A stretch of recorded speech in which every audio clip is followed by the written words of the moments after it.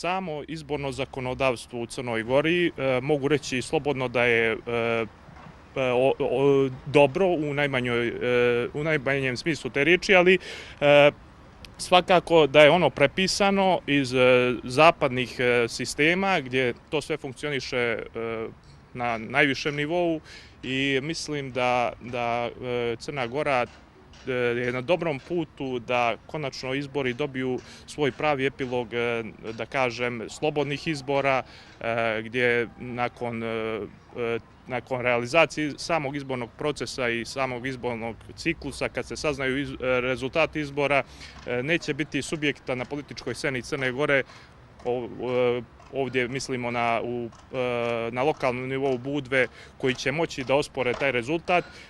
ili ukoliko budu alibi tražili, neka ga traže na svoju politiku i ono što su radili za ovo vrijeme.